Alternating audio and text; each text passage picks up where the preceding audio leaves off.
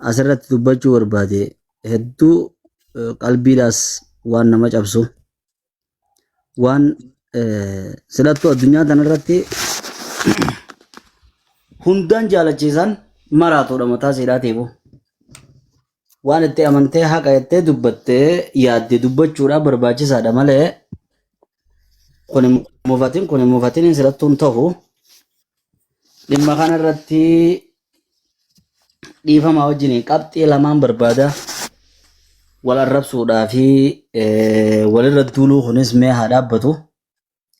Qabxii lamaan gara obboleessa keenya Haydar Abdii bilisummaatii qaba.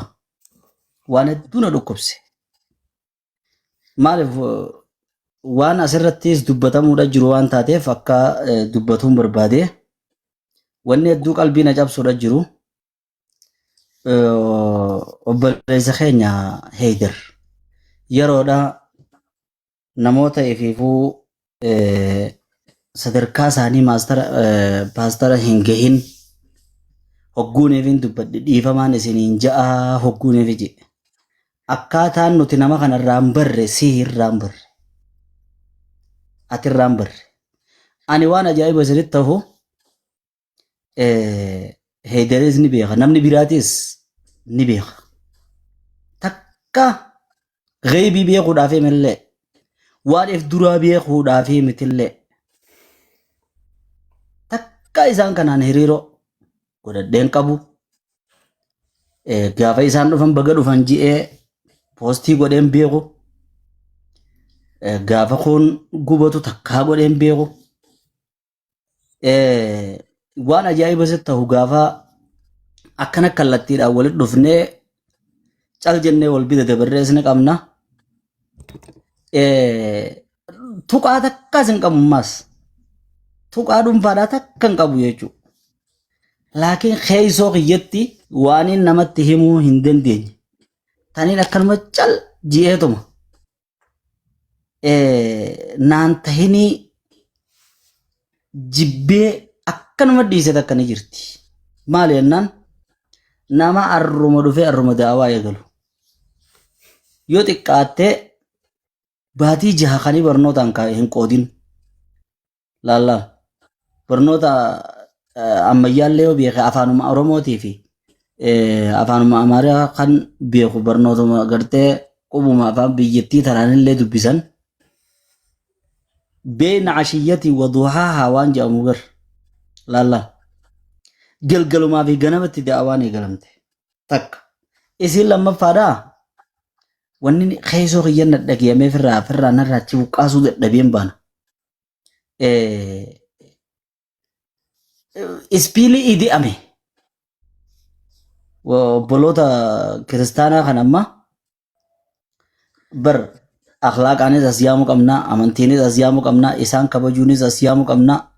Kitaaba tokko Hidaayatul Hayaaraa fi Ajuubatil Yahuudii wan Nasaaraa kitaaba jedhu jira. Muqaddimaa isaa seensa isaa irratti ummata kan hogguunii fi as yaamtullee kabaja godhaa fi akkuma rabbii yaa ahlal kitaabi jeeni isin warra kitaabaati jeenitti as dhiyeessuudhaaf gaariidha. Hogguu akkasitti xiqqeessu san yeroo amma kan amantii fadhallee nama inaadaaf jeeqa waan fidanaa fidanii jee amantii tana hin diduuyi jechuun takkaa sanuma keessa jirti. Ati alaa kulli haal mee booddee siidhaa rabbumaa beekaa dhuguma waan tanaa rabbi haa godhu jeetumaan hogguu fiigiinsinii fi umraa geessuu fi achi fiiguu fi as fiiguu fi gurguddaan hundi mataa dhungachuu fi maalin si himagaa waan ni godhame keessattuu tokkoffaan Haydar jechuudha.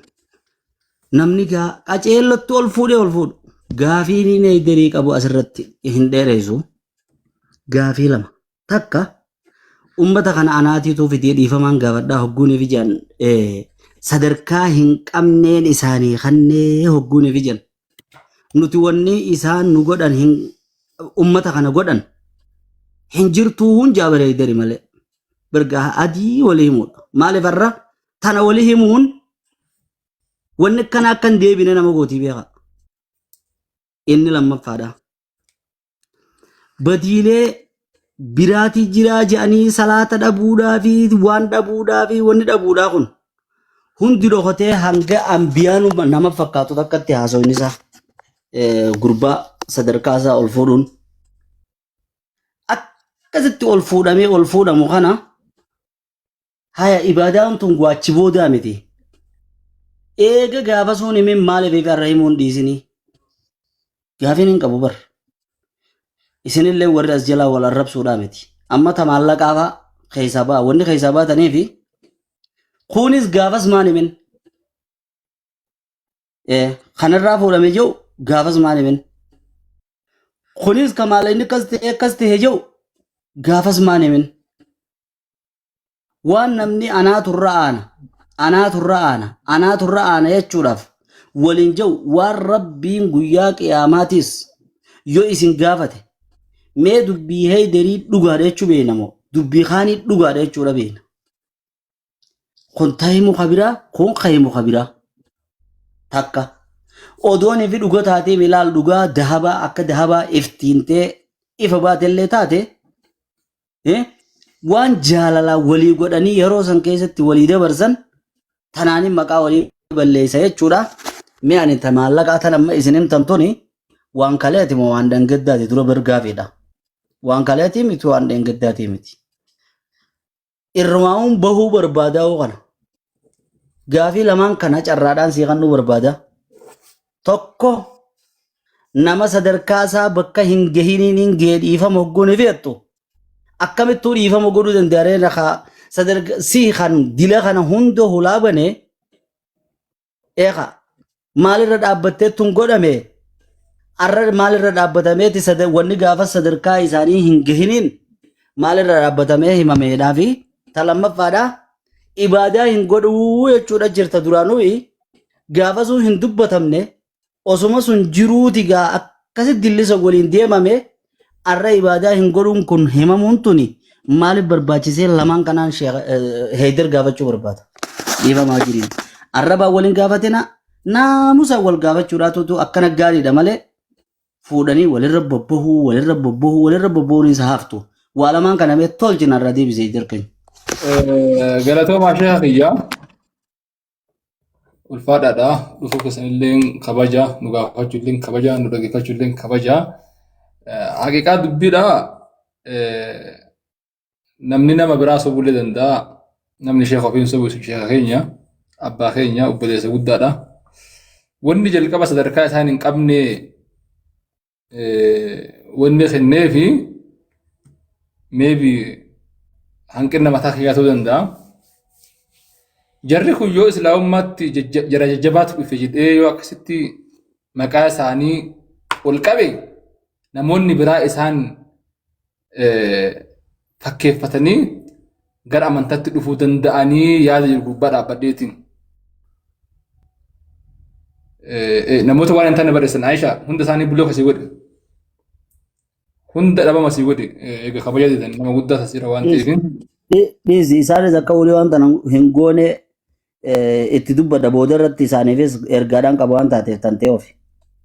Sanii fi yaadni kiyya namni kun jarri kun jara jajjabaadha haqiqatan miidiyaa irratti illee inuma sirbanii ani sadarkaa paastariin maal akka ta'e nabiyyiin isaanii maal akka ta'e wangeelaawiin maal akka ta'e haqiqaa dubbachuudhaaf sadarkaa isaallee hin beeku garuu afaan inni dhufee fi sirriitti yoo san beeknu paastariidha nama akka nama waa lallaba waan ta'eef.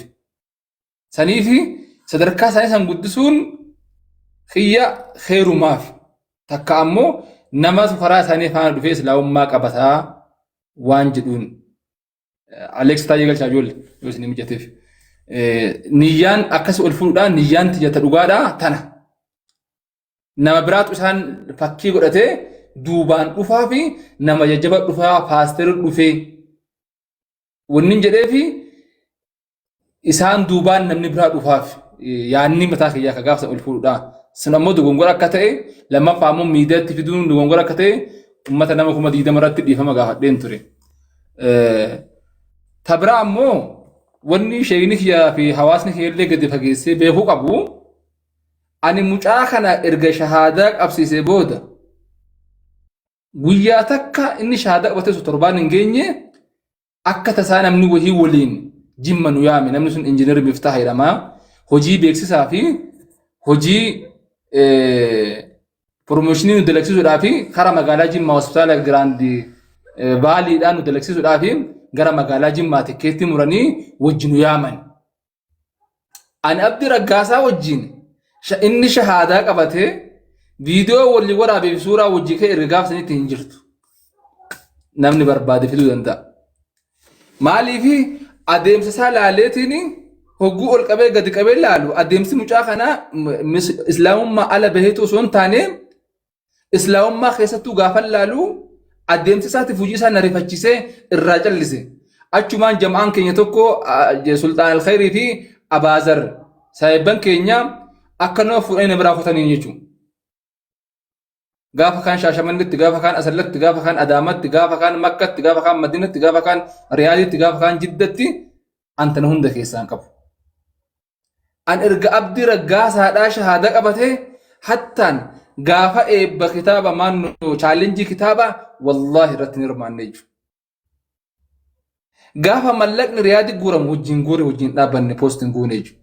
Gaafa Makkaallee wajjin dhaabbanne, gaafa Jiddallee wajjin dhaabbanne, gaafa maqaa istiidiyoo hawwii jennee taateen jedhanillee hin dhaqnellee hin guurrellee warra guurrellee waan kana waan sani hin jenne waan sani saahibban isaa wajjin jiran za'aa sanitti wallaahi mucaan kun hinaaffaa qaba jedhaa turani.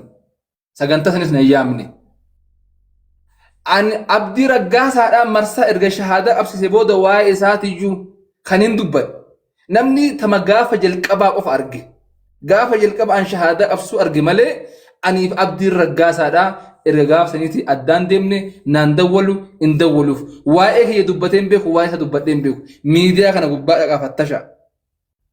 Gaafa shahaadaa qabate booda an karaa inni bahee hin baane.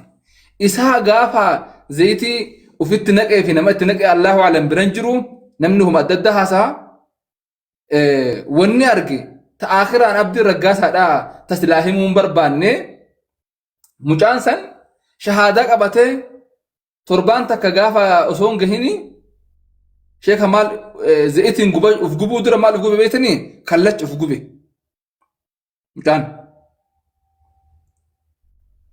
Nama ani shahaadaadha ani muslima jedhu ani muslima miti jechuun danda'u. Abdii Raggaasaa jalqaba maal gube cufina komintii banaa kallacha uf gube kallacha kana. Namni miidiyaa irraa namni lafarraa akkamitti namni kaayyoon kallacha uf gubuudha maal jennaan salaatee sujuudin naa bahee jedhe. Sujuudin naa bahee jedhe. Rabbiin nama salphisuudhaaf guyyaa sadi booda madaan kun goggogeetiin osoon akkan ilaalu madaan kun akkana kaachee irra lafa bu'e. Madaan xabiyaa isaatiin gogaa mire ni gogaa bara. Wallaahi wabillaahi watallaahi uf gubee madaa irraa kaachee lafa bu'e. Kallachi suni achi durallee hin madoofne achi boodallee hin madoofne madaan sun achumaan kaachee qodaa ilma namaa kun fuulli kun ni jijjiirama. Achumaan ni fayyee abdiin sujuudallee hin baafne achi booda. Yoo salaata dhaabee jedhallee hin beeku waruu achumatti irraa bu'ee jechuudha. Shakkiin na keessatti uumamee mucaa kanarraa hin baqadhe. Afaan isa faarsisaniin afaan paastariidha jedheen afaan islaamummaa qabate jedheen san ammoo as deebee torbaan tokko shahaadaa qabatee torbaan gaafa kana akka jechuun natti ulfaatee dhiisee biraa deeme. Gaafa biraa deemu inumaayyuu namoota narra caalanii hedduu gurguddaadhaan walitti dhufee Dr. Jilaaniin wal arguu, sheekan gurguddaadhaan wal arguu, daawwaa godhuu, maayikiin kennamuu fi wambara afoo malee duuba taa'uun dhiisuun maashaallah mucaan kun bakka islaamummaa sila dhugumaa itti seenee itumaan dhiise. Gaafa kaan mucaan kun inumaayyuu asin taa'uyyuu asumaa ka'ee umra dhaquu qabaa viizaan dalagamee fi tikkeetiin dalagamee fi mallaqni guddaan guuramee asii Suudii dhaqe. Suudii dhaqee hin deebi'e. Gaafa deebi'uu hin fuudhe fuudhuu isaallee gaafuma inni gubate dhaqe. Hin dhageenye qubaan qaban. Booda nadda wallaan gaafa inni abiddaan gubatu gaafa fiigee dhaqu ani sa'aa sani isaa miti osoo bineensi illee akkasitti gubatee abadan waan isa gargaaru irraa duubanna jiru tokko illee hin jiru. Duba fiigeetiin dhaqee ijaallaalee imimmaan qabachuu dadhabee akkaawuntii maqaa koreetii yoo bannillee koreen tun booda mallaqa kanarratti wal fixxee booda waa bitbixiin biraa uumama jedheetiin maqa masaa haa ta'u illee akkaawuntii isaa fuudhee gadhiise. Akkaawuntii isaa irratti gaafa guuramuu gaafa torbaanii mallaqni miiliyoona 8 gahe. Miiliyoona 8 gahuu poosti godhee jechuudha. Lammaffaa wanni mana yaalaa bira ture argetti mana yaalaa biratti taani mucayyoo waan kana raawwatte gaafachuu dandeessanii mucayyoo sanillee Allahu a'lam waan san keessa kun dhimma poolisiin qabate mucaa kana erga of beekee kutaa ICU dhaabahee ciisuu jalqabee ka'uu jalqabee hamma madaquu deebuu ciisuu nyaachuu dhuguu eegalee salaata kana gaafadhe irra deddeebi'ee karabbiin alama kun beeku mucaan kun anaa bira bulee kana subiin salaatu zuhuriin salaatu asraan jiraatu magriba salaatu yoo an akkana gabbahee ol deeba kunu inshaagalamaa silkii qabaa gadiin bu'aa doktora bira dhaqaa narsii bira dhaqaa yoo an gabbahee deebu salaate naan jedha karabbiin kun beeku inumaa salaatu bira kutee maal naan jedha bar asuma ciisee ergumaan ciisee nam sadii shahaadaa qabsiisee naan jedha laa ilaaha illallah muhammad rasulullah duuba nin rakkadhe السلام عليكم ورحمة الله وبركاته كم ولتن وعليكم السلام ورحمة الله وبركاته مي و فيت أتي وان سيفيت isaantu sheeka kana ishee jamaal nama guddaadha isaantu gaafii gaafatee غافي ساني دي ستيبر وان براسا غافي ساني دايركت غافي ساني دي بي سي دي وانت دبن تكو سي دبين جرا وا دب ديرا فوفن داندين دي ما wanni gaafa sani arkaa turre anamma nama muslimaa tokko osoo salaatu hin salaatu jechuun dilii hagamee akka ta'e eenyullee hin beeka kana dilii rabbi birattis ofii kiyyaa qaanfachuu fi miti abdi raggaasa salaatuun dhabee booda afaan kiyya qabadheetiin an Sacuudii deeme gaafa dhaqu Abaazar Sultaan Sayya Saayibban isaati jara kana walitti qabeetiin waa itti muudhaa ka'ee nam tokko mana Muhammayyuun abbaa dhaabbata Arrayyaa maarkeetiiti jara kanaan erga jarri saahiba abdi raggaasaa tan addaan bannilleedha itti haasawunnatti ulfaate waa'ee abdi raggaasaa kun baay'ee waan na cinqeef waan faallanatti galee fi mee jara kana narra itti dhihaata waliin mari'adha jennaani mucaan sun waan naan jedhe lubbuudhaan jira kunoo hin gaafattan yoo feetani yoo atama waa'ee abdi raggaasaa hin salaatu mallaqni guurame kun hedduudha mallaqni kanaan booda dhaabbachuu qabattee yaada akkanaa kana yoo ati biraan geesse ni hinaafte siin jedhani namni isaa ciisee yoo irratti waan akkanaa yoo ati dubbatte namni sin dhiisu eenyullee sin dhagahu jedhaa miti anuu sin amanuuti firraa dhiisi waan kana gaafa rabbiin gadi baase rabbiin gadi haa baasuu naan jedhe lubbuudhaan jira mucaan sun nama guddaadha Muhammayyuu ne jedhama jennaani jarallee wali qabee duraan waan biraa isinitti muudhaa ka'e ni yaadatan jecha kana waa isin marisisu ka'e amma bakka inni dhiise naan dhiise kanaafuu wanni gaafuma rabbiin fide dubbitana fixna jennee akkasitti dhiisee biraa deeme gaafa biyyatti illee gadu namni abdi raggaasaadha nutti mul'ise naan dhaqee haala fayyaa isaa qofa dhaqee ijaallaalee viidiyoo waraabee biraa deeme waa'ee gargaarsaa ittiin deebine maaliif mallaqni haga guurame waan beekuuf yoo gaafiinti yoo deebiteen beeku sheekiyya isinirraa gabaabsa isin dhiyeesse dhiifamu.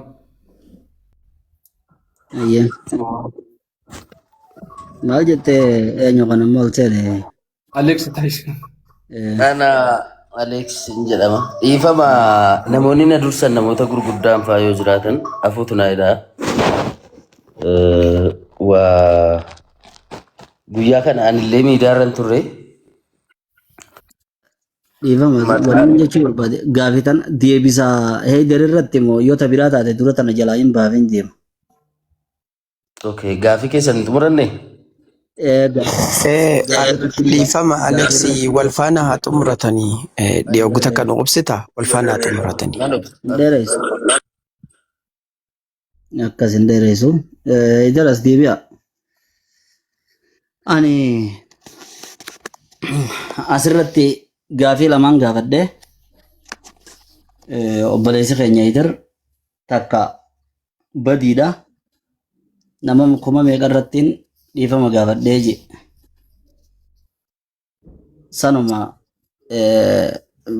ni dhaga'amoo dhiiroo karam kutee Haydar. Akkasitti badiin baduma wanni waan takka dubbatanii fi wanni akkana ammas akkan deebinee jechumaa fi dubbatanii takkatanii badiidhaa jee takka ta duraa jechuudha. Inni lammaffaatis bakki irra jiru. Gurbaan kun ibaadaa hin godhu dhugumaa irra hin jiru.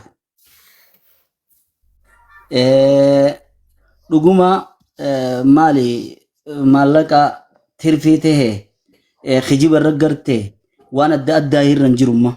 Waan irra jiru wanni gaafas dhoysaniif san ammaas numa jirtiidha.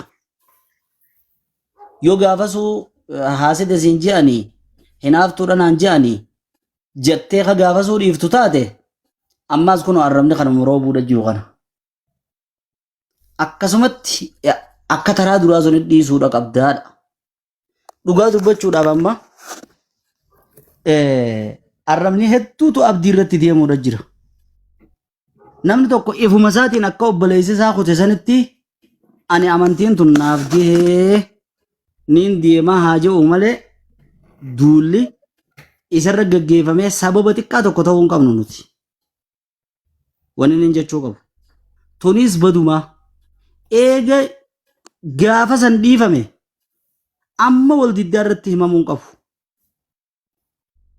Tanaan dubbachuu qaba takka. Tunis badiin baduma jettee tanaas dhiifame jechuu qabda.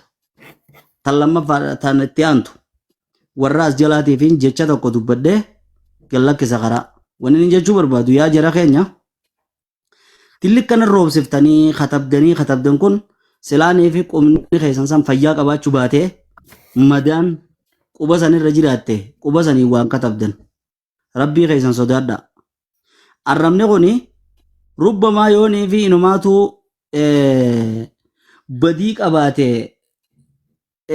obboleessi keenya heeydar baduma sunuu irraa gaxirrisuudha jirtan dilii irraa qooddattanii. Alhamdulillah.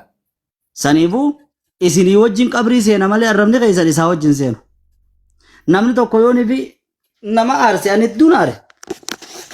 Maali nama tokko fuudhanii malaayikaa godhanii namarra baasanii gaafas usanii arragguunii fi ol dhaban gaafas waan niin balleesse namaan jedhanii waan gaafas dhooysanii manii gaafasuu ibaadaan qabu namaan jedhanii akkammoo namni kun malakun kariimii tokkotti gaafas ol fuudhamee deemamee arraan tana jechuun nama kana loon nama kana godhuudha jeetiin aare hogguunii fi aare immoo inni kun akkana jeen arrabsine. Deebisaa kana deebisii jeenitiin dubbadhe. Akki kun gaarii.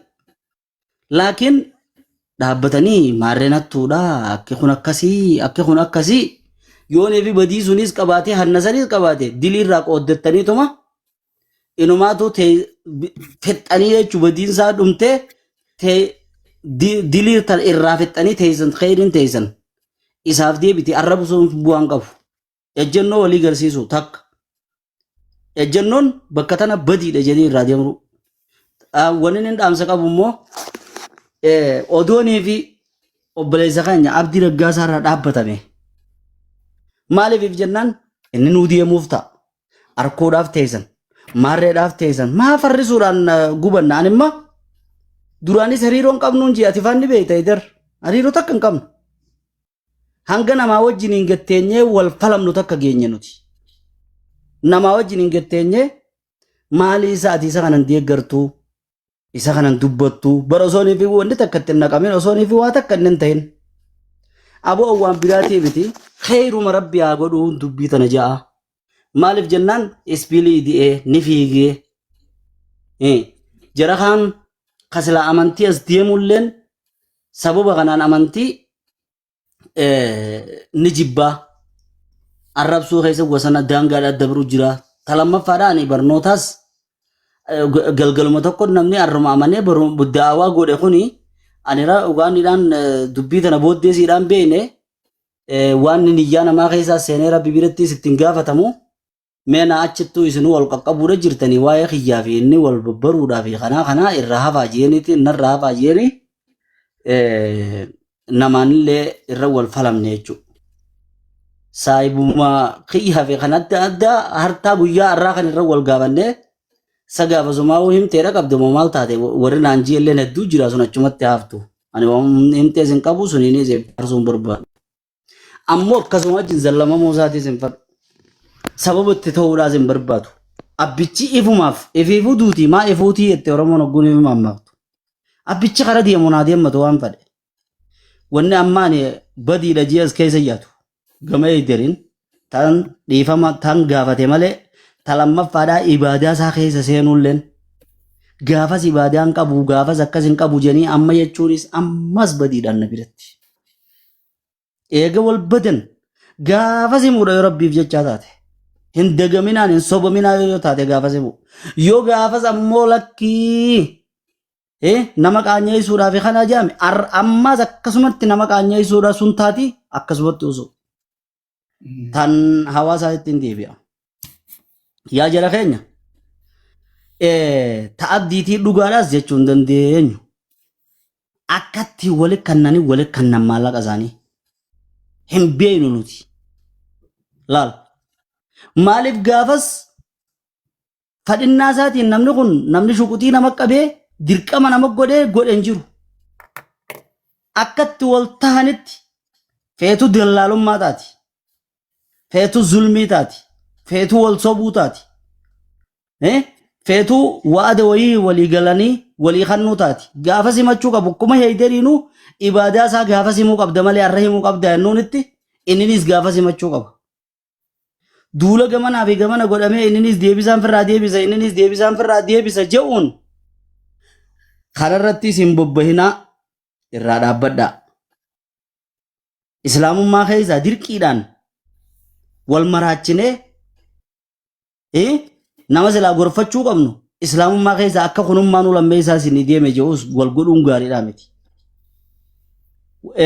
Nabiin keenya sallallahu alaihi wasallami intala zinaa gootee dhuftee na xahari na qulqulleessi jetteeni haddiirra dhaabeen hoggaanii fi ummanni arrabsan riwaayaan intala jettuus ni jirti ta gurbaadha jettuus ni jirti dhiisa. Shayxaanaaf irratti hin gargaarinaadhaa jeen. Shayxaanaaf irratti hin gargaarinaadhaa jeen. Fitinaa walitti ta'uun gaariidhaa miti. Nafsiyyaa namni mo'achuu dadhabuudhaan mala. Shayxaanaaf walirra gargaaruun gaarii miti. Rabbii keessan sodaadhaa. Amaanaa waniin isiniin jiru. Kaan arrabsuudha fi kaan arrabsuurraas dhaabbadhaa. Deemuuf deema. Deemuuf ta'a. Wallaahi hoggooniif namoota garii kan akkana qoma dhawatee kokkoflee isa kana xiqqeeffatu guuniif hin harkeessu foon akkasi kiiloo meeqanarraa buuti. Akkamitti ilmi namaa rabbiin laa yaskhar qoomuun min qoomin jeebar. Namni naman xiqqeeffatin jeebar. Asaa an yakuunu khayran minhum jeebar. Warra itti hanjamaa warri isaan akkasitti xiqqeeffatan san ka xiqqeeffatu kanarra caaluudhaan mala jeebar rabbiin subhaanahu wa ta'aalaadha. Akkamin namni akkasin nama tuffatee xiqqeeffatee afaan kana banee khoflee qasqas je'ee deemuuf ta'a. Akkas ta'uu ta'a jedhanii dirqiidhaan nama kana oofanii oliif nama keessa hin jiraannellee. Maaliif dura jenna maaliif dura jechuun barbaachise. Haa ja'atu walaa taziru waaziratu wuzira ukraa. Badii obboleessaatiif kun hin qabamu wanni feete haa taatu. Dhumatti khalaas kun kute kunis gaafuma kutee eeggadhaa. Ifiif sababa ittiin tahina tun namoota musliimoonni gowwaadha je'uufiin dhaamuu barbaadi. Abdallaa ibn Umariitu gaaf tokko gabroota hedduu qaba salaata salaachisa mooraa isaa keessatti hoggaanii fi salaata kan akkasif boodallaal gabroonni kun khushuu'aan salaatan eenyu jecha akkana salaatan je'an rabbumaaf jecha jennaan antum utaqaa'u lillaah rabbi jecha isin bilisoomse je'an ka'ee baruus bita hogguu bibbitee eenyu jecha akkana salaatan je'an lillaah rabbiif jecha jeniin antum utaqaa'u lillaah rabbi jecha isin bilisoomse je'an hogguu san duuba Abdallaa ibn Umariif himan yaa Abdallaa jeniin bar jarri kun isuma biratti kana khushuu'a if qaqqabanii Abdallaa ibn Umariitiitu nama bilisoomsaa dhagiyanii akkana nama rabbii fakkaatan malee ibaadaa si duubattuu ni laaffisanii jennaani nuti nama waan rabbii keessan nu gowwoomfate numa gowwoomnaafi jedhe. Nuti nama waan rabbii keessatti karaa rabbiin daldalatee an karaa rabbiitiin jiraadhaan na gowwoomfate numaan gowwoomaaf itti dhiisaa jedhe. Dubbiin hanganuma abbaan nu gowwoomsees jechuu takka tabiraatiin isin hima. Way islaamaa inni kiyya bakka dhabe maal islaanii fi masjidumaa kan nadhe way islaanii fi madrasumaa kan nadhe way islaam miskiinuma tokko kan nadhe warri jechaa jirtanis wanni inni isinii dhaamu hadiisa keessatti gaaf tokko namni tokko akkina jiru warra zabana durii sadaqaadhaan kannadha ji'ee gebbiheeti kannate. Ganama maal jechuudhaan dubbatame abaluu barniin kannadha ji'eeti nama sharmuuxettiidha kannateehii jedhin sharmuuxettiidha sadaqate. Yaaboo sadaqaan tiyya bakkan harkanne ji'eeti halkan keessaan har'a sadaqadhee sadaqaa bakkaan gihadha ji'ee gebbee ammas hogguuniif kannate ganama maal haasawan bara abaluuniin sadaqadha ji'eeti hattuudha sadaqatee nama hattuudhaa kanne. Way sadaqaan tiyya waa bakkan geenye ji'eeti guyyaa kan gebbee ammas halkan laaleeti konifaan dhuguma ta'uun oolu ji'ee nama haqa godhatu ta'uun oolu ji'ee kannate. Hoggaanii fi deebuu duuba maal jenee haasawan ganama bara abaluuniin sadaqadha ji'eeti tujjaara ajaaye ka'eefiifu maallaqa akka godhu hin qabne sanis sadaqatee jeniin hogguusan mataa qabatee gattaa'ee rifate jechuudha. Maal jee yaa rabbii kiyya sadaqaan tiyya bakkan harkanne akkamiin ta'a jennaan deebisee hogguusumarraa waa'ee rabbii irraatti buutee ibseef rabbiin maal jeen tan sharmuuxittiidhaa kannitees sababa kanaan isiin maallaqa badii tana dalaydee maallaqa walitti qabachuu jiraachuudhaan malaa wulii maallaqa harkadhee dalagaaniin eegaletteetu maallaqa kan keessaniin badii sanirraa if qabuudhaan malaa sadaqaan tantee bakka harkatte jeen kaattuudhaa kannitees waa dhabaaf waa hatuun malaa sababa saniin wulii harkadhe ji'ee dalagaa eegalee hanna sunuu dhiisuudhaan malaa sadaqaan tantee bakka harkatte jeen kadhi tujjaartichaa kannitees seellaa namni sadaqaa akkana kannataa ji'eeti wulii laallatee itti laallatee sadaqata sadaqaan tantee bakka geessee bakka harkattee jeen. Nam tokko namni wanni isin kannattan bakka isiniin gahin hin jiru akkasi quba qabaadha. Tana walii obsu walii dhaamuu barbaada malee namni laakiin ammoo akkanaas jecha takka dagamuun dhiirummaadha lama dagamuun harrummaadhaadhas keessa baruun inni jirti. Tadabarteef isin haasab barsiisu malee gowwoomuun attuma fuftuu jechuudha mihiikkaansidha. Gowwoomuun atti fuftuudha miti.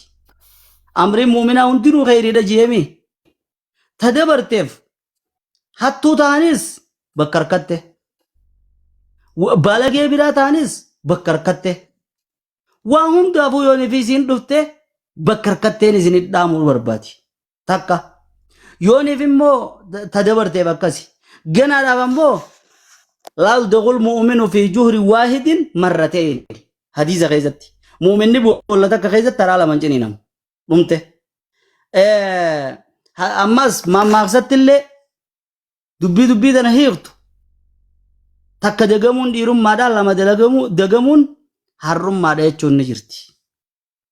Saniif wanni isiniin jechuu barbaade waan kana ajandaa godhattanii akkas nu godhanii akkana nu godhanii je'anii haasawanii waan namni boru yoon ifi fadhe haatti dhufatu nuti immoo خيرما خجي الله في طلتما خجي الله في يا ربي إيمان الرسب جيسي يجمع خدنا في نمنغني صدقان بيغيسينو طورينا رنا هكذا نقدو سنجة چورا جيرا نمنغن طوري يوني في دين دي سرن نقدو يوني في دين ديسي سنيف من غير خنن مسلم نقو وادتن خمار مار ديتن نمني قو منجرو waan rabbii keessa yooni fi gowwooman dhiirummaadha.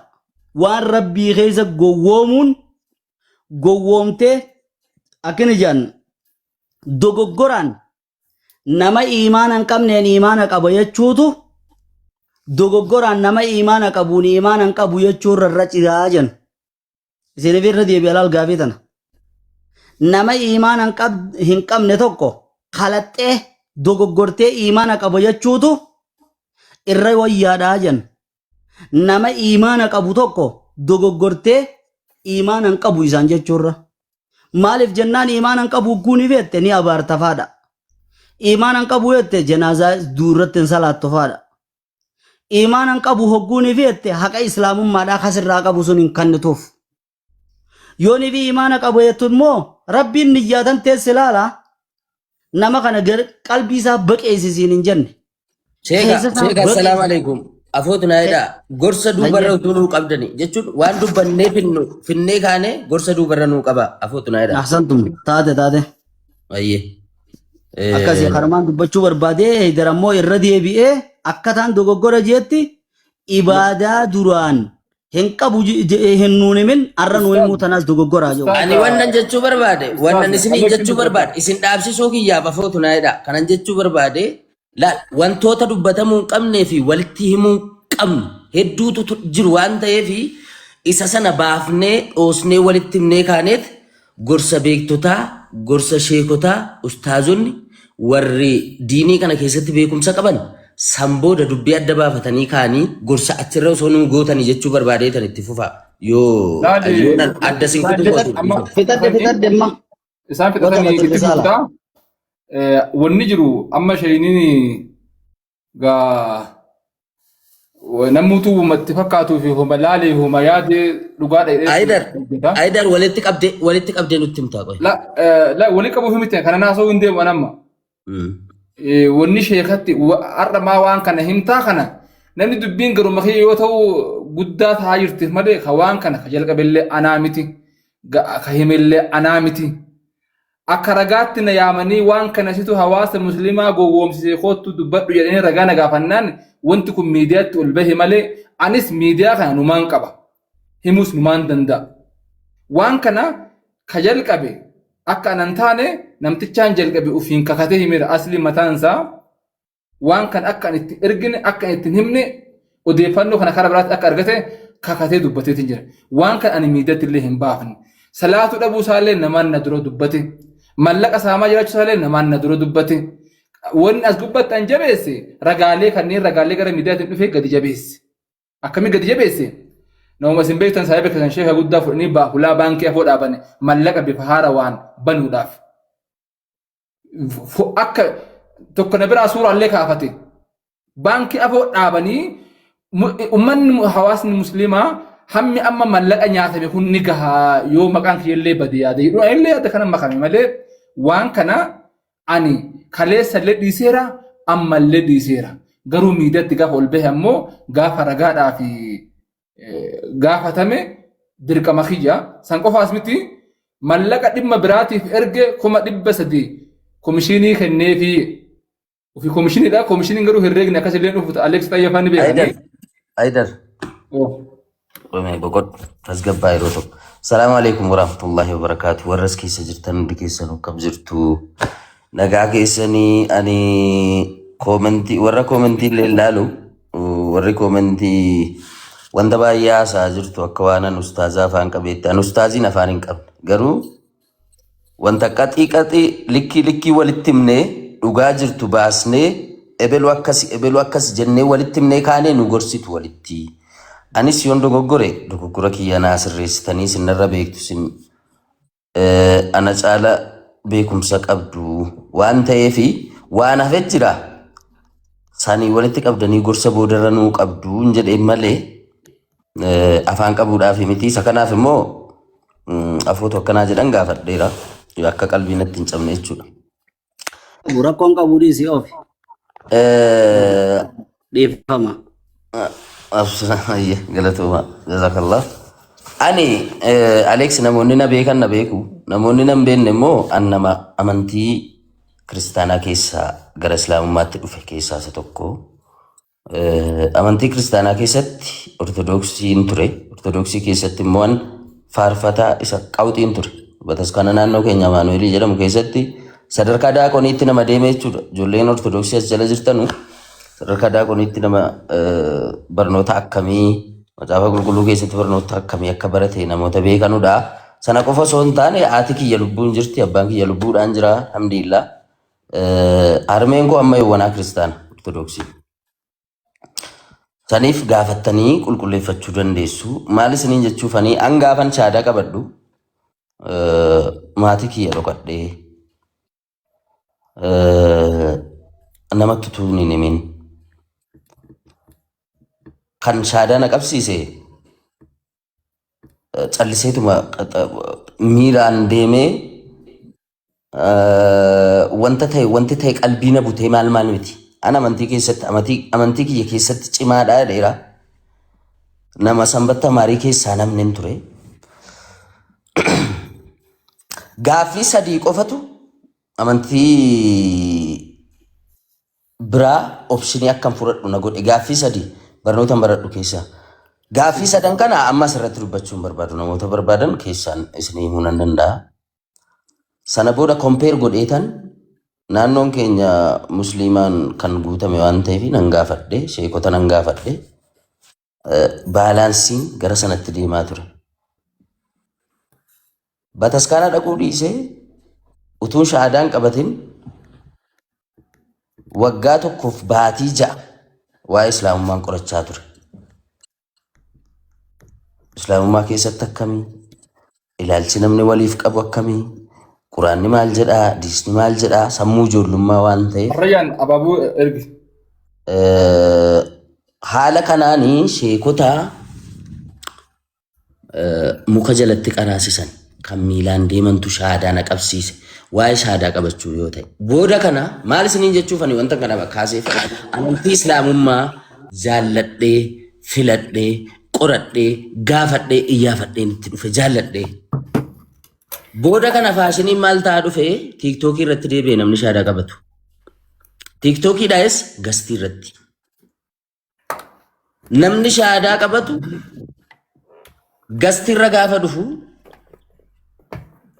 seenaa gaddisiisaa haasa'a. Tiraajedii wayii gidiraa kanaan dura irra gahee haasa'a. Amantii islaamummaa yoo fudhate wantoonni kun akka irraa furaman haasa'a. Rakkina mana keessaa qabu haasa'a. Konkolaataa ittiin deemu akka hin qabne, kiraa manaa kaffalu akka hin qabne haasa'a. Giiftiidhaan sappoorti godhama. Faashiniin bada. Jedhanii dhaggeeffatu warri shahaadaa qabsiisanus. Puush godhaa jedhu. Achirraa jalqaba dubbiin. Abdii Raggaasaa gaafa shahaadaa qabachuudhaaf jedhu fuula feesbuukii isaa irratti utuu shahaadaan qabatin masgajaa lafa kaa'ee sujuudii godheetu suuraa poosti godhe. Namoonni beektan ni beektu.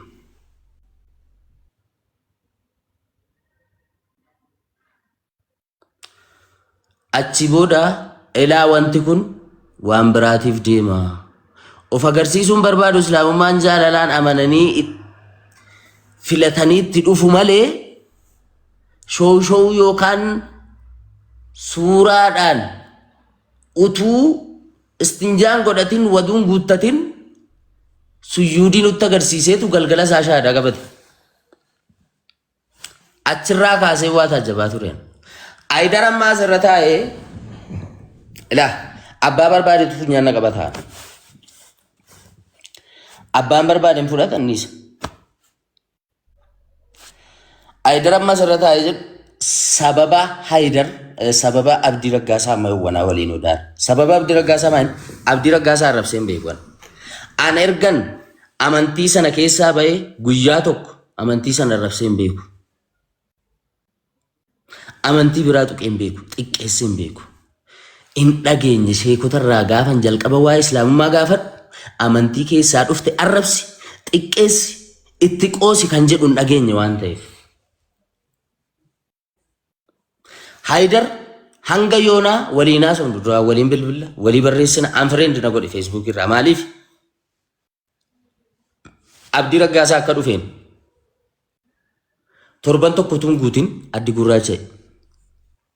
Inde maal kuni eelee sibiiraa irratti salaateeyi, eelee sibiilaa irratti kufeeyi jedheetan poosti godhe. Natti duulan ati munaafiqa naan jedhan.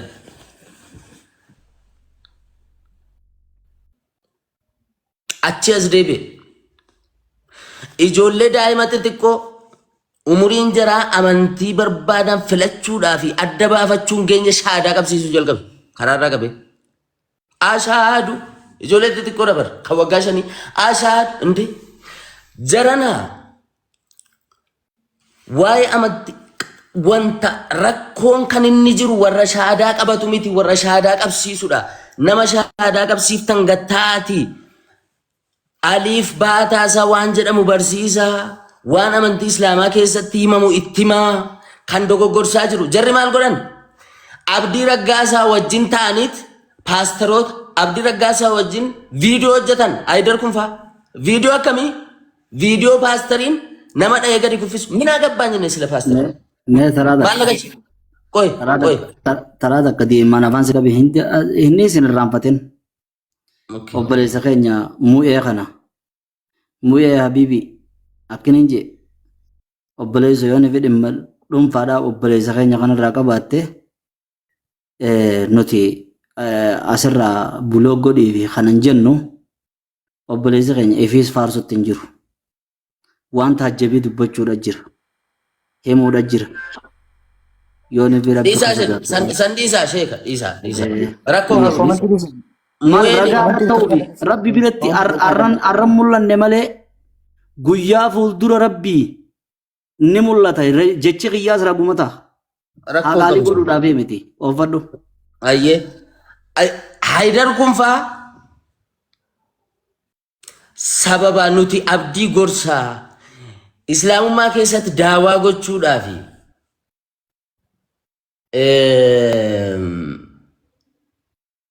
fatwaa kennuudhaafi waa'ee Islaamummaa promoot gochuudhaan duratti barsiisuudhaan duratti barachuutu dursaa.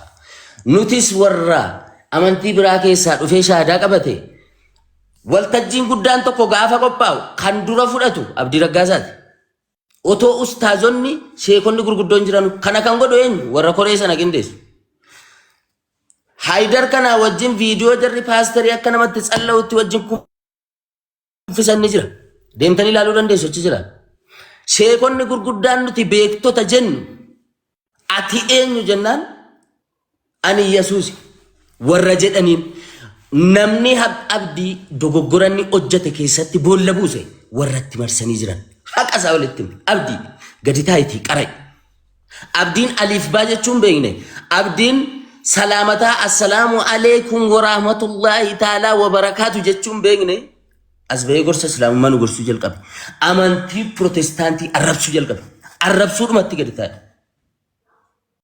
Dhiisaa jiran amantiin kunis kana eeyyamu irraa dhowwaa bakka deemu hundatti gaafa Saawudii dhaqe faa asii ijoolleen sababni sheekonni keenya mataan gadi garagalee raayyaan faa waggaa meeqa Oromoodhaaf Islaama biratti kabajamee hojii meeqa hojjetaa ture mataan isaa gadi garagalee arrabsamaa tureef sababa Abdii Raggaasaa fa'i.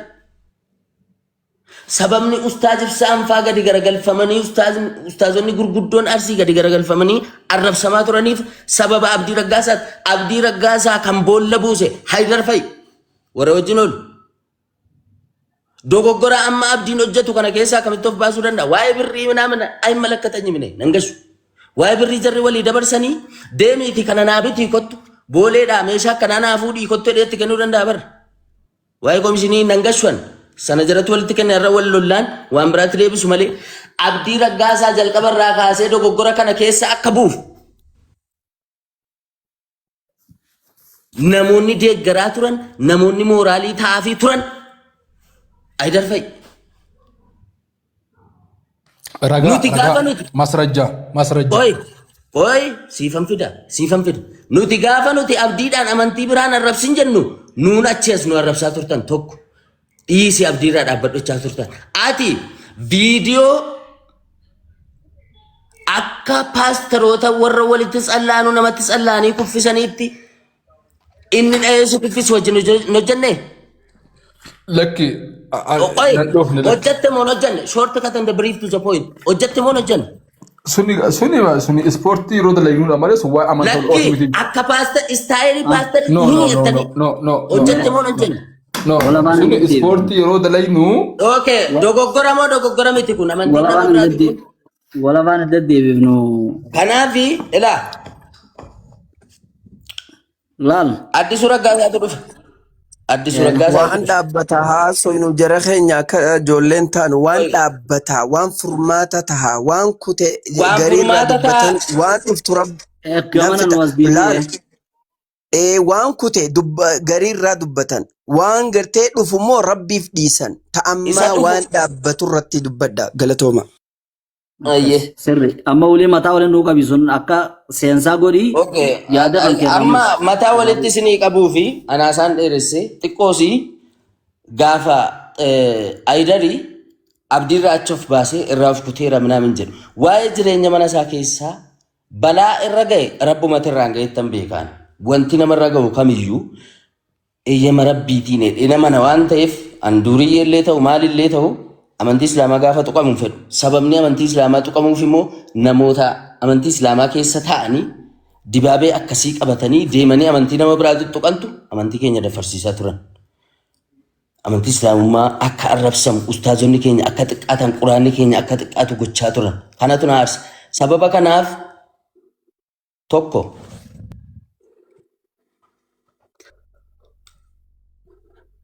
amantii islaamummaa barsiisuun eessattiyyuu daangaan qabu sana nan beeka. Miidiyaa irratti garuu of eeggannoo gochuu qabna. Jarana booda kanarra barra amaddii dhaggaaroo fa'iitu kottu shaadaan si qabsiisaa jedhee ashaadu jechisiisaa ture bara. Hanga kana hunda muka qoosaa ta'e islaamummaan. Gaafa duuriyyeen udaan udduutti baattu as baatee shaadaan si qabsiisattee amantii islaamummaatti qoosisiiftu jala ta'aniitu dhaggeeffachaa jiru. Warri waa'ee amantii kanaa beekan warra amantii kana keessatti aarsaan akkamii akka kaffalame beekan. Gaafa shaadaa qabsiiftan nama nuti alhamdulillah ani namoota sheekota warra tasgabbaa miidiyaan beekne maal biratti shaadaa qabate har'a immoo erga miidiyaa irratti dhufe namoota shaadaa qabsiiftan barachaa jirta eessa geesseet maal gooteetta hordofaa salaataa jirta sana dhiisanii miftaa jibriil isamma asii beeksisa maal hojjechiisuudha jimmatti fuudhee deemne wajjin deemne Hayidarii wajjin pileenii tokkoon hin deemne aniifate Hayidar abdii wajjin pileenii tokkoon deemne gaafa sana pileenii sana keessa taa'ee maalan jedheeni an beddelleen deemaa akka carraa ta'e amantiin islaamaa waggaa 1400 wayii dura proomoot godhame proomooshinii barbaadu abdii kanaan amantii islaamaa proomooshinii irratti hojjetiin kun dhaabbata daldalaa miti jedhiitii itti nuyi menna amantii islaamaa proomoot godhamuu qabaa proomooshinii hojjetamaa akkaataan itti proomoot godhu kun sirrii miti wanti amantii gara amantii islaamaatti dhufanuu fi amantii kan biraa arrabsuuf akka hin taanetti gorsaa waa'ee amantii biraa waa'ee iccitii mana amantii sana keessa jiru dhiisaati bareedina islaamummaa keessa jiru akka baratu godhaa warri shaadaa qabsiiftan. Yaanni koo kana walitti isinii qabuu barbaade shaadaa qabsiisanii funyoorraa hiikanii gadhiisuutu hin taane gurbaanana. Boruu rabbi sirraa na gaafata salaataa jirta quraana qaraa jirta hadiisa dhaggeeffatta ammam tokko amantii kee hordofaa jirta puushii abaaboo leencaa fi qurxummii asirraa darbatamu ilaalanii namoota baay'eetu dhufanii shwaa hojjetanii deeman.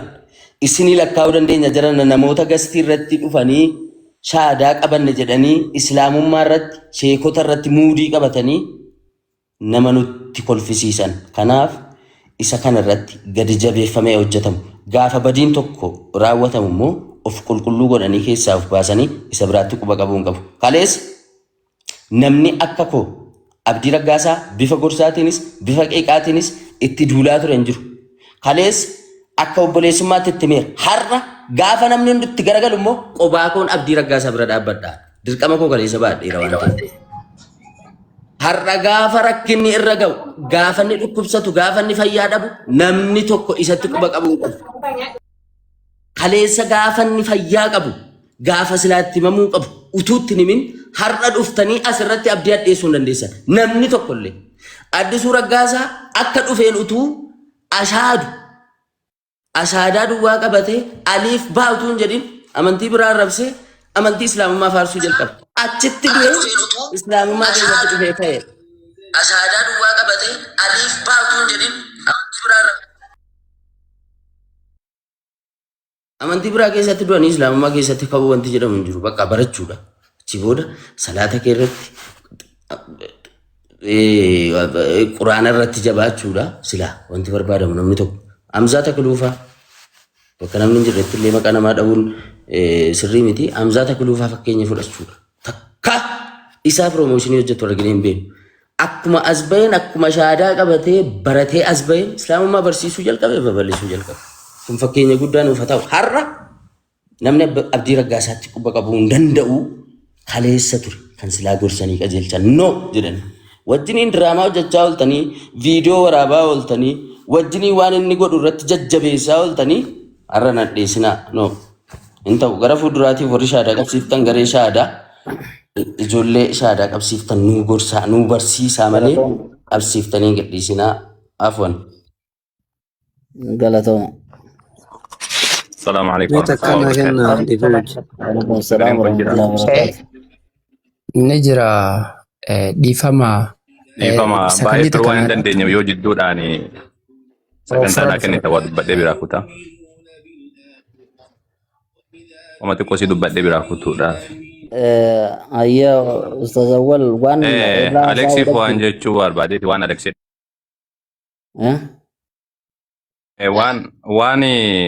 Waan guddaa dubbachuu. Reebaana dubbachuudha jiru Aleksiin na gaafatee Suudhaaf miti waan Aleksii irratti haasawa hubachiisa dogongoraa waan hubachiiseef. na waan naaf ani fudhatee ani isaa kannee jira sila Akkasiniin jedhe xiqqoo si Aleksii dubbii gaarii dubbatee dhumaani. Ayya.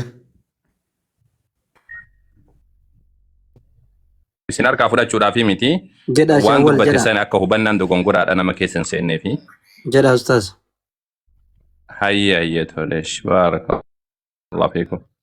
Wannan jechuu barbaade Alex Taayyeedha rabbiin barakaa godhuu fi waan gaarii dubbate. Garuu bakka kanatti xiqqoosiidha waan sirriin ta'e waan tokko keessa waan makisaniif jedha. Waan garee shaadaatiin wal qabatee jechuudha. Garee shaadaatiin wal qabateeti nuti akka inni jedhe kanaadha miti dubbiin. Takka nama shaadaa qabsiifne namatti gadhiifne hin beeknu. Nama ofii keenyaa shaadaa qabsiifne garee shaadaa jechuun dhugaadha namoonni islaamumatti yaaman hedduu jiran biyya keessa illee akkasuma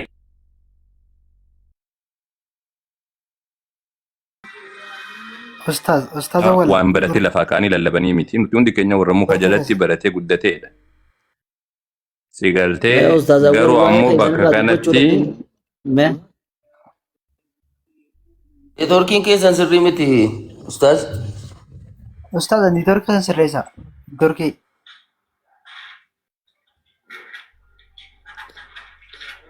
Ani torkiidhaaf yoo ni fiqanna dhagaan ta'an Ustaz Awwal ni torkiidhaaf yaadallee sirreessuudhaan barbaade kanuma irra jirru kanarratti haasa'ina fakkaata malee gareen shahaadaadhaa waliigalatti nama akkana funyoo irraa gallakkifte ji'ee hunda kan tuqee sanatti hin fakkaatu. Odoonii fi warra akkasiisan ji'ee illee sanumarratti hiikaniituma warri shahaadaa nama qabsiiftan ji'ee hunda yoo ni fi tuqellee ifirratti hiikanii asirratti deebisaa godhuudhatti karaa sittichi hiikuun sun sirrii natti hin fakkaanne akkuma inni toorkiin isin sirraa'initti yaadaas haasirraa'uudhaan barbaade ni beeya wal bira bahullee hin qabnu beeki guunii fi yaada akkasii jedhan. Shajjamaa neetworkii baasee networkiitu ustaazamee daqiiqama takka naa kennuu dandeessanii dhiifama abumaayir kiyya sheejjamaaltu waa afaanii qabalaal osoonii fi Aleksii osoo isaan afaanii qabaniiti Aleksii fuudhee waan afaanii qaban san qalbiin eeggatu jira namni hundillee akkasuma natti fakkaata mee bakkaan gaatanii obsinu. Hangasuma wali guduunfan dheereessummaa. Reefullee garaa jaalalaanii Aleksii Taayyee guunii fi na gaafate garma jaalalaanii qalbii dadhaabee dura obboleessi keenya wal ol deebi'e Ustaaz Awwal laani torkiidhaa si baase dhiiroo aareen nu biraa biyee ji'eetiin lakkinaan jedhanii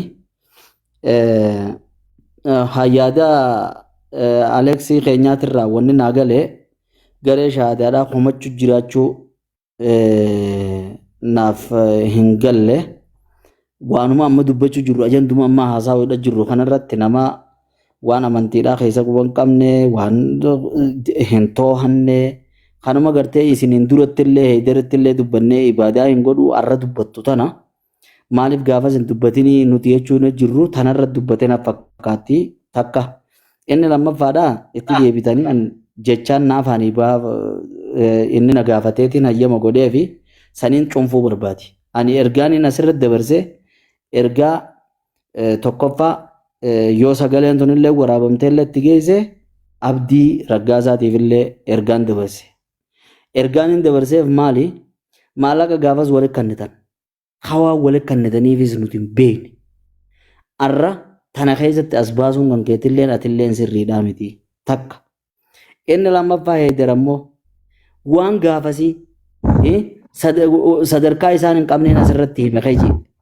Deebimmaas ibaadaan godhanii jettee waan gaafasii ka gaafas hin dubbatin waanuma gaafas uste suniif arraas usuura qabdaa atilleen badiidha yeen. Gama biraatiin hawaasni keenya kaas jalaa ni gowwoomtan jedhu waan rabbii keessatti barullee ni gowwoomna. Iftaan illee gowwoomuun waan rabbii keessatti nuti garaa namaa baqeessineen beeknu waan nu dura dabree nama hattuudhaaf sadaqatee sharmuudhaaf sadaqatee ammaas akkasumas dureessaaf sadaqatee hoggaanee fi inni akkamumaan taajee rifatee lakkii kan hattuutiis wulii sababa saniin hannarraa if qabuun mala sharmutittiin wulii sababa saniin if qabdii kala dalagaa deebi'uun mala. Hattichillee wulii sababa saniin irraa if qabuun mala tujjaarri abbaan dureessaa kakannateefilleen se'ellaa horiin sadaqatan jee wulii itti laallachuudhaan mala jee wanni isin kannattan kasaaraan qabdu hin gaabbinaadhaa jeetiin hawaasaafillee dabarse. Ammoo hin gaabbinaa jecha wuliidhaaf ammoo if eeggachaa sirbuu akka jedhanitti mu'uminni boollata akka keessatti hoggulama hin ciniinamu takka dagamuun dhiirummaadha lama dagamuun harrummaadha. Suuta deemuu wuliin eega suuta deemoo if quba qabaachoo ati immoo har'a balleesse jee wanni akkanaa wulii hin deebi'ini har'aaf rakkina guddaadha. Rakkinni kun sababa kan keetii jennee akkanatti har'a cafaquun jibbansaafii miti wanni akkana akkan deebineedhaafi malee. Gama biraatiin dhaamsi xumuraa kan goone warri har'aan tana heederiis arrabsitan. Hattaa yoo nefi waan kana keessa zulmiillee dalagi, badiillee dalagi. Baduma sun irraa sablisuudha jirtanii hamma badii sun fixxanii guutuudhatti kheyrii teessan kannitaniifitti walin maraachinaadha, walin kafarsiisinaadha, walirraa dhaabbadhaadha. Arrabni waan takka bu'aan qabu. Adee dar bakka tanatti badii miijanii afaan kabajaatiin nagiyaan akkana wal gaafachuudhaaf gaariidha malee arrabni as jalaa kun katabdi ati kuno kabiraa boodaan ogguunii fi katabii olumoo kotti laal komantiin baanan kabiraa boodaan ogguunii fi katabii olumoo kotti laakiin ammoo wabadaalahum min allaahi maa lam yakuunuu yaxtasibuun guyyaa qiyaamaa wanni as deemu waan ati guyyaa san ni dhufti asiin nageessii hin eeyne sanii guyyaa qiyaamaadhaa namatti as deema waan taateef obboleessa keessa yoonii fi dogoggora irra gartan bakka kanatti dogoggorte jedhaadhaani achi immoo arrabni hattu maariyyoo waan waliin quban qabne maallaqa gaafa isaa waan waliin kannaniifis kan hin qabne sanirraa dhaabbadhaa ajandaa kanarraa dhoosaadhaa. Gama biraatiin obboleessa keenya wulii kutuudhaaf deema maarreedhaaf deema jettanii if dura wanni dubbachuudhaan isin ga'ee fi sababa kalimaa teessan takkittiidhaan namni islaamummaarraa yoon ifi qabuu taate isiniitu itti gaafatama. Ififuu duuti maa ifuuti jedhanii yoon ifi akka isin yaaddan san tahes asuu deemti. Yoo akkas hin tahinis asuu deemti. Wanni badii tokkootiin tokkorra bobbahanii kaanis dubbatanii hannaa fi jinniidhaa fi kana hunda haasawanii wal busheessaniif hin jiru waan kana keessaa bahaadhaa jechuudhaan dhaammachuu barbaadee fixadheen. Galatoomii Ustaaz Abu Abdul Wahhaab barakaa rabbi sinaa godhu. Qaceeltan jannata jallattan azaaba jee maraataan gaafa kaanuu biraa kute fayyada.